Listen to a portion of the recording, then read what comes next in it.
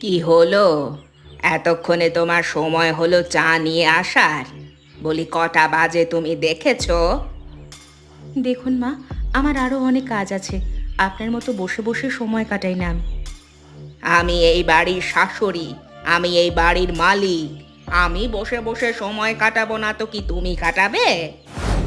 আপনি বসে বসে সময় কাটান না, আপনাকে তো আমি বারণ করছি না, কিন্তু আমি একা হাতে সবটা সামলাই, সেটাও আপনাকে দেখতে হবে। এই সব কিছু যদি আমাকেই দেখতে হয়, তাহলে ছেলেকে বিয়ে করিয়েছি কেন? ছেলে বিয়ে করিয়ে বাড়িতে বউ নিয়ে এসেছেন, কোনো কাজের লোক বা দাসী তো নিয়ে আসেননি।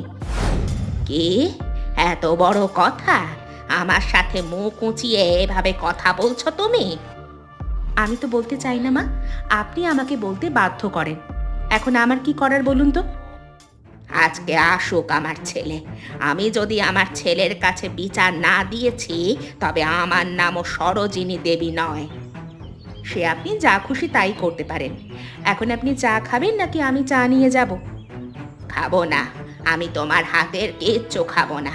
তুমি সারাক্ষণ আমার সাথে ঝগড়া করে কাটিয়ে দাও। তাই নাকি? তাহলে যান না, রান্নাঘরে গিয়ে নিজের পছন্দ মতো রান্না করে খান। আজকে আর আমার হাতের রান্না আপনাকে খেতে হবে না।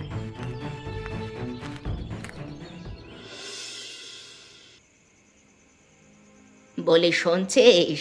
বাড়িতে এত কাণ্ড ঘটে যাচ্ছে, অথচ তোর একটুও খেয়াল নেই। কাণ্ড আমার দেখার কি আছে মা? কাণ্ড তো আর আমি ঘটাই না, কাণ্ড ঘটাও তুমি আর তোমার বউ। ওটা আমার বউ নয় রে, তোর বউ। তুই তোর নিজের ইচ্ছা মতো বিয়ে করে এনেছিস, সেই জন্যই তো আমার সাথে বনিবনা হচ্ছে না।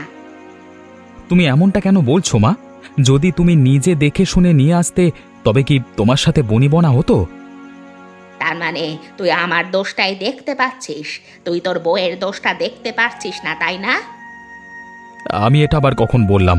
তোমাদের যে কি হয়েছে, যখন যা খুশি বলে দাও।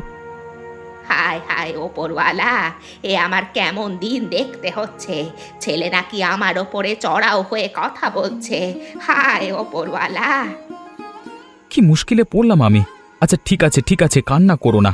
আমি আমার বউকে বুঝিয়ে বলবো যেন সে তোমার সাথে ঝগড়া না করে। এবার ঠিক আছে তো? বুঝিয়ে বললে হবে না, ওকে আচ্ছা করে শায়েস্তা করতে হবে। না হলে তোর বউ কোনোভাবেই তোর কথা শুনবে না। ঠিক আছে, আমি দেখছি কি করা যায়। এখন চুপচাপ খাও তো।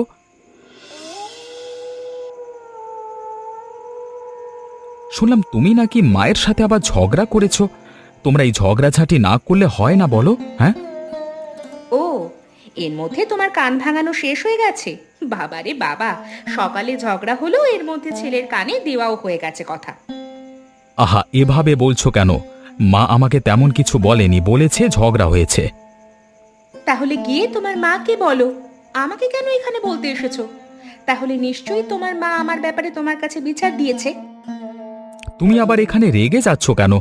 আমি তো তোমাকে কিছু বলিনি। আমাকে বলনি তো এখানে কাকে বলছো? এখানে আমি ছাড়া আর কে আছে শুনি? আচ্ছা রাগ করো না এত, শান্ত মাথায় আমার কথাটা শোনো। আমি তোমার কোনো কথা শুনতে চাই না। সকাল থেকে রাত অবধি আমি একা হাতে সমস্ত সংসারটা সামলাই, তাও তোমার মায়ের মন ভরে না। আহা তুমি এমন করছো কেন বলো তো? মা হচ্ছে বৃদ্ধ মানুষ, মা তো একটু আধটু বলবেই। বুড়ো বুড়ো করবে না তো একদম। সারাক্ষণ বসে থাকে, বাড়ির কোনো কাজ সে করে না। আর আমি যত কাজ করি সব কাজে খুঁত ধরে। তাহলে তুমিই বলো, সেই কাজ করতে ইচ্ছে করে নাকি? ঠিক আছে, আমি তাহলে মাকে বলে দেব তোমার কাজে যেন খুঁত না ধরে, ঠিক আছে? এই বলে দেব করেই তো সময় যাচ্ছে। হ্যাঁ, একদিনও বলতে পারছো না। এবার যদি বলতে না পারো, তোমার সংসার আমি ত্যাগ করব, এই আমি বলে রাখলাম।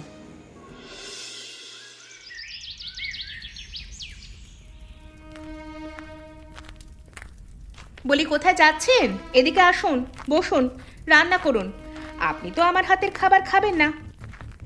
হয়ে গেল তো সকাল সকাল তোমার? হয়ে গেল তো?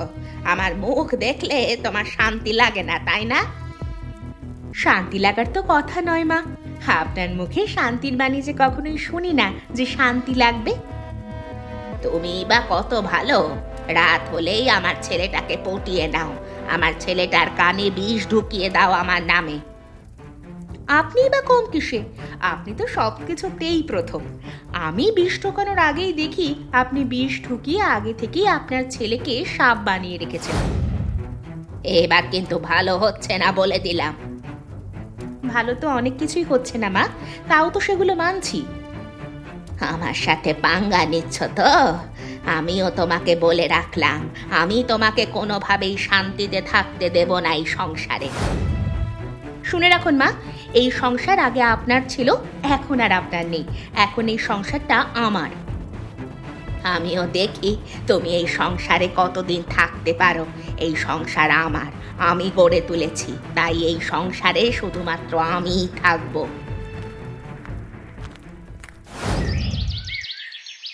বলছি কবিতা বৌদি, এবার কিন্তু পিকনিকটা হতেই হবে। গত বছর হবে হবে করে আর হয়ে উঠলো না। ঠিক কথাই বলেছ, গত বছর এত পরিকল্পনা করেছি, কিন্তু কোনোভাবেই পরিকল্পনাটা সফল হতে পারলো না। পরিকল্পনা সফল হবেই বা কিভাবে?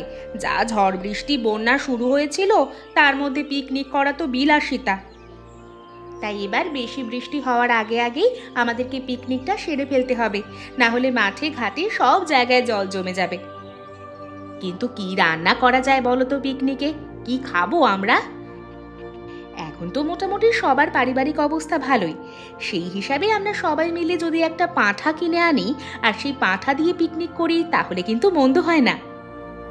তা অবশ্য ঠিক, পাঁঠা একটা কেনা হয়ে যাবে, কিন্তু এত বড় পাঁঠা আমরা মাত্র এই কয়েকজন মিলে কিভাবে খাবো? সে হয়ে যাবে, দেখা যাবে। পিকনিকের দিন এদিক সেদিক থেকে কত লোকজন এসে জড়ো হবে, তাদেরকে না দিয়ে তো আর খেতে পারবো না। ঠিক বলেছ, রান্না হলে সেটা তো আর ফেলে দেওয়া যাবে না, সেটা আমরা সবাই মিলে অবশ্যই খাবো। তাহলে সে কথাই রইলো। হ্যাঁ হ্যাঁ, সে কথাই রইলো। তাহলে আজকে বিকেল থেকেই সমস্ত কার্যক্রম শুরু করে দেব। কিন্তু পাঁঠা কিনবে কে? আমরা তো আর হাটে বাজারে গিয়ে পাঁঠা কিনে আনতে পারবো না। আগে দেখতে হবে গ্রামের কেউ বিক্রি করবে কিনা, তাহলে গ্রাম থেকেই কিনে নেব। আর যদি না পাই, তাহলে তোমার দাদাকে আমি হাটে পাঠিয়ে দেব। ঠিক আছে বৌদি, তাহলে মাঠে বিকেলে দেখা হবে। এখন আমরা যাই।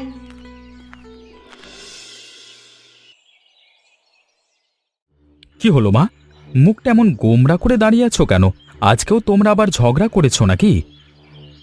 ঝগড়া তো পরের ব্যাপার, আগে আমি তোকে কি বলি সেটা শোন। কি হয়েছে আবার? হ্যাঁ, তোমাদের যন্ত্রণায় আমি আর শান্তি মতো বেঁচে থাকতে পারলাম না মা। সব তো তোর ওই বউয়ের জন্য হয়েছে। তোর বউ এখন আবার গ্রামে পিকনিক করতে চাইছে, গ্রামের বেহায়া মেয়েগুলোর সাথে। কি বলছো তুমি? পিকনিক করতে চাইছে? কই, আমাকে তো কিছু বললো না। তোকে কেন বলতে যাবে? তোকে বলার কোনো প্রয়োজনই মনে করে নাকি? আমাকেও তো বলেনি, আমি তো লুকিয়ে লুকিয়ে শুনেছি। কি যে করব আমি কবিতাকে নিয়ে, দিন দিন ও এত বেয়ারা হয়ে উঠেছে যা বলবার মতো নয়। শোন, আমি তোকে একটা কথা বলে রাখি, তোর বউ ওই পিকনিকের অংশ নিতে পারবে না, এটাই আমার শেষ কথা। এখন তুই কিভাবে তোর বউকে বুঝাবি সেটা তোর ব্যাপার। ঠিক আছে মা, আমি দেখছি ব্যাপারটা।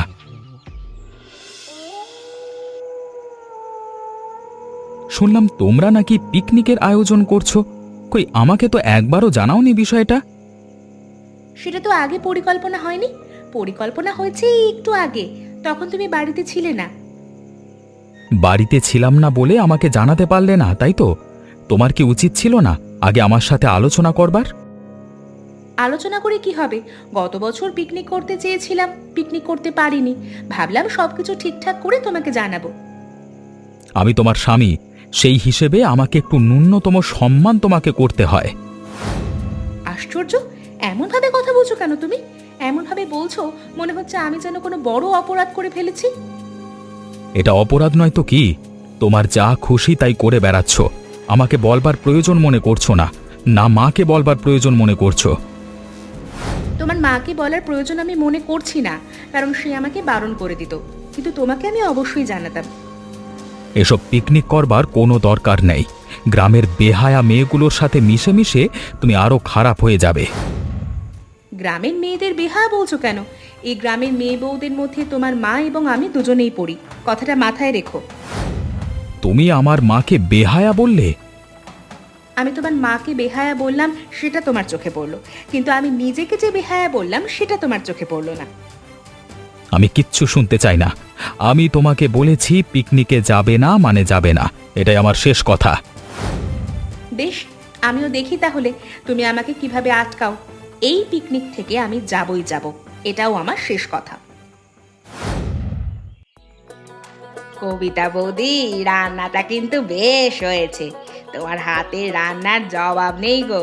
এমন রান্না খাওয়ার জন্য প্রতিদিন পিকনিক করতেও আমরা রাজি আছি। কি যে বলো না তোমরা, এদিকে আমার শাশুড়ি আমার রান্না নাকি মুখেই নিতে পারে না। ওটা শাশুড়িদের জন্মগত স্বভাব, ওটা বলে আর লাভ নেই গো। যতই তুমি করো, শাশুড়িদের মন পাওয়া যাবে না কখনোই। যাই হোক, এখন সাংসারিক ঝামেলার কথা আর বলতে ইচ্ছে করে না রে। তার চেয়ে বরং আমরা পিকনিক উপভোগ করি। ঠিক বলেছ, পুরো একটা বছর পর আমাদের এই পিকনিক হলো। গত বছরেও তো পিকনিক করতে পারিনি, সেই হিসেবে 2 বছর কেটে গেছে। প্রতি বছর এই বর্ষার সময়টার জন্য অপেক্ষা করি এমন একটা দিনের জন্য। আসলে প্রতি বছর পিকনিকের আয়োজন করা জরুরি। ঠিক বলেছ বৌদি, সামনের বছর থেকে না প্রতি বছর 2-3টে করে পিকনিকের আয়োজন করব। তাতে লোকজন যা খুশি বলুক। লোকজন আবার কি বলবে? আমরা কি লোকজনের টাকায় খাই নাকি? আমরা তো আমাদের নিজেদের টাকায় খাই, আমরা করতেই পারি, কোনো সমস্যা নেই। ঠিক আছে, তাহলে তাই হবে। দাও তো দাও, আমার পাতে আর একটু পাঁঠার মাংস দাও। ও বৌদি, এখন কি করবো বলো তো? এ তো দেখছি হাঁড়ি হাঁড়ি ভর্তি খাবার। এই খাবারগুলো নিয়ে কি করব?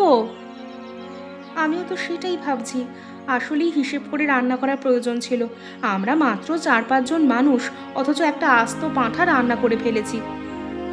তখন পিকনিক নিয়ে এত আনন্দে ছিলাম যে এগুলো ভাবার সময় পাইনি। এখন কি করব বলো তো বৌদি? এগুলো এখানে ফেলে দিয়ে যাব? সে কি রে, কেন ফেলে দিবি? এগুলো তো নষ্ট হয়ে যায়নি, অবশ্যই সবাই খেতে পারবে। সবাই একটু একটু করে বাড়িতে নিয়ে গেলেই হবে। আমি নিতে পারবো না, আমি নিতে গেলে মা আমাকে উদুম কেলানি দিবে। এটা আবার কেমন কথা? তাহলে এত এত মাংস কাকে দেব আমি? সাথে যারা আছে ওরাও নিতে পারবে না। আমরা তো সবাই মোটামুটি বাড়িতে না জানিয়ে পিকনিক করতে এসেছি, কেউ জানেই না আমরা পিকনিকে এসেছি। তাহলে কি করব? তোরা তো আমাকে মহা বিপদে ফেলে দিলি। একটা কাজ করো বৌদি, তুমি বাড়িতে নিয়ে যাও। তোমার বাড়িতে সবাই তো জানে, তোমার শাশুড়িও খুশি হবে। তোরা যখন নিতে পারবি না, তখন তো আমাকে নিতেই হবে। যাই হোক, তোরা কিন্তু নিতে চাইলে নিতে পারিস, পরে আবার বলিস না সমস্ত কিছু আমি নিয়ে গেছি। আমি কিন্তু বিপদে পড়ে নিচ্ছি। না না বৌদি, বলবো না সেটা। আমরা নিজেরাই বিপদে পড়ে গেছি। তুমি এগুলো নিয়ে আমাদেরকে বিপদ থেকে উদ্ধার করো। অরে বিক্রম, তোর বউ কোথায় রে? এখনো তো এলো না বাড়িতে। এদিকে রান্নার সময় তো ফুরিয়ে গেল। ও মনে হয় আজকে আসতেই পারবে না। তুমি একটা কাজ করো মা, তুমি আজকে নিজেই রান্নাটা করে নাও, আমার প্রচণ্ড ক্ষুধা পেয়েছে। কিন্তু রান্নাটা করবো কিভাবে? রান্না করার কাজ সমস্ত কিছু যে জলে ভিজে গেছে। বৃষ্টি আসার সম্ভাবনা তো ছিলই না, হঠাৎ করেই তো বৃষ্টিটা নামলো। সর্বনাশ! তাহলে এবার কি করবে? পাটখড়িও তো নেই যা দিয়ে রান্না করবে। এখন আমি কিছুই বুঝতে পারছি না। এদিকে তোর ক্ষুধা পেয়েছে, এদিকে কাঠগুলো ভেজা। এই কাঠ শুকানোর আর কোনো উপায় যে আমি আর দেখছি না।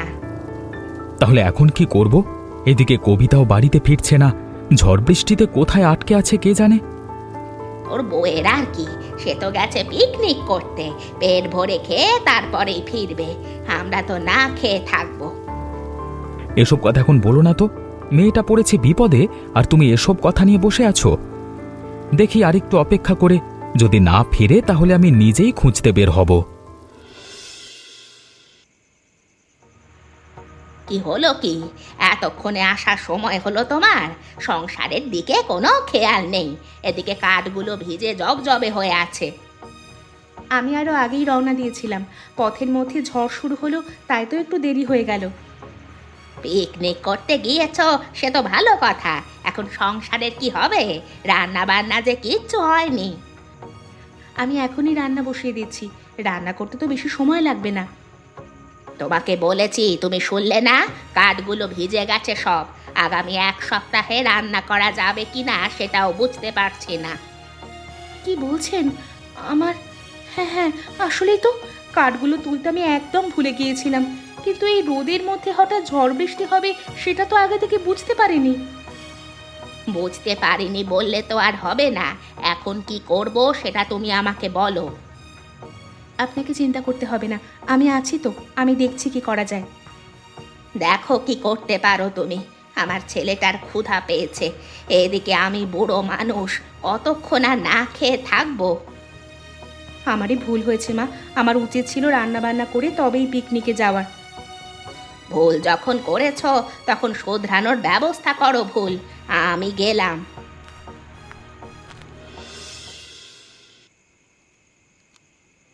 মা, ও মা, কোথায় গেলেন আপনি? এদিকে আসুন, আপনার ছেলে কোথায়? তাকেও নিয়ে আসুন। কি হলো, ডাকছো কেন? ক্ষুধা পেটে নিয়ে এত দৌড়াদৌড়ি করতে পারি না বাপু।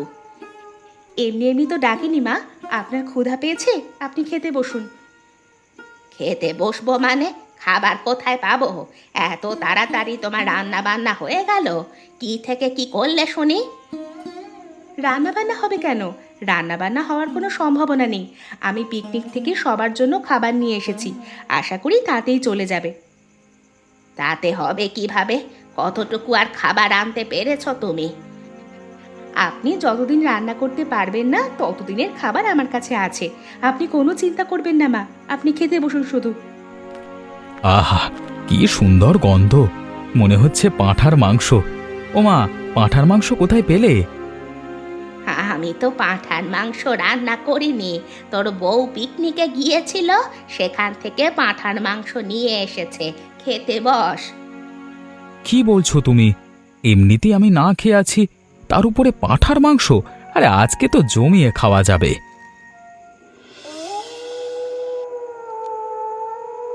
এ কি মা, আপনি এত রাতে আমার ঘরে? আপনার কিছু লাগবে? কেন? কোনো কিছু ছাড়া আমি কি তোমার ঘরে আসতে পারি না? তোমার সাথে দুদণ্ড বসে কথা বলতে পারি না? ছি ছি, এমন বলছেন কেন? বলুন, আপনি কি বলতে এসেছেন বলুন, আমি তো আছি শোনার জন্য। আসলে হয়েছে কি বৌমা, এতদিন তোমার সাথে অনেক অনেক খারাপ ব্যবহার করেছি, যেটা আমার করা উচিত হয়নি। আপনি কি কোনোভাবে আমার কাছে ক্ষমা চাইতে এসেছেন মা? দেখুন মা, ক্ষমা চাইবেন না। কেন? কেন ক্ষমা চাইবো না কেন? আমার যদি ভুল হয়, অন্যায় হয়, আমি ক্ষমা চাইবো না? তাহলে তো দেখা যায় আমারও ভুল বা অন্যায় ছিল, আমাকেও ক্ষমা চাইতে হবে। না বৌমা, তোমাকে কোনো ক্ষমা চাইতে হবে না। আমি তোমাকে মেনে নিতে পারিনি বলে সারাক্ষণ তোমাকে কথা শোনাতাম। সেসব কথা বাদ দিন মা, আমার তো ভালোই লাগতো। সারাক্ষণ আপনার সাথে ঝগড়া করলে আমার দিন যে কিভাবে কেটে যায় আমি নিজেও বুঝি না। তাহলে ক্ষমা চাইবো না বলছো? হ্যাঁ হ্যাঁ, চাইবেন না, বরং প্রত্যেক দিন আমার সাথে ঝগড়া করার চেষ্টা করবেন, এতেই আমি খুশি। তুমি আসলেই খুব ভালো বৌমা, তোমার মতো বউ পেয়ে আমি ধন্য হলাম। হয়েছে হয়েছে, এখন আর এত প্রশংসা করতে হবে না, এত প্রশংসা আমার হজম হবে না। ঠিক আছে, তাহলে এখন আমি যাই। কাল থেকে আমরা দুজনে মিলে বাড়ির কাজকর্ম করব। ঠিক আছে মা। এ বাবা, এ আমি কি দেখছি? আমি কি এখনো ঘুমের ঘোরে স্বপ্ন দেখছি? আমার মা আর বউ একসাথে বসে গল্প করছে। এভাবে কথা বলছিস কেন তুই? আমি আর তোর বউ গল্প করতে পারি না নাকি? পারো, তবে এটা একদম স্বপ্নের মতো। তোমাদের ঝগড়া হঠাৎ করে কমে গেল কেন? কারণ এখন থেকে আমি আর মা মিলে শুধুমাত্র তোমার সাথেই ঝগড়া করব। সবকিছুই বুঝেছি আমি। ওই হঠাৎ বর্ষায় মাঠের মধ্যে পিকনিক সবকিছু বদলে দিয়েছে, তাই তো? এক প্রকার বলতে পারি সেটাই। আমাদের এই দুর্দিনে বৌমা আমাদের পাশে না দাঁড়ালে এখন হয়তো না খেয়ে দিন কাটাতে হতো। বাহ, তাহলে তো বেশ ভালোই। এখন থেকে তাহলে তোমার বউকে সব জায়গায় পিকনিক করতে যেতে দেবে, হ্যাঁ? তা তো দেবই, কিন্তু এখন শুধু আমার বৌমাকে একা নয়, আমিও অংশ নেব। কি বলছো তুমি? তাহলে বাড়িকে সামলাবে? কেন, তুমি আছো না, তুমি সামলে নেবে। মেয়েরা বাড়ি সামলাতে পারলে ছেলেরা কেন পারবে না? কথার বেলায় তো বড় বড় কথা ঠিক বলতে পারো। তোমার এই পিকনিকের জন্য অবশেষে আমাকেই যন্ত্রণা পোহাতে হলো। উফ, হায় ওপরওয়ালা! এমন মজার মজার গল্প দেখতে আমাদের চ্যানেলকে সাবস্ক্রাইব করতে ভুলবেন না। আচ্ছা বলো তো বন্ধুরা, এই গল্পে পিকনিকে কি রান্না হয়েছিল?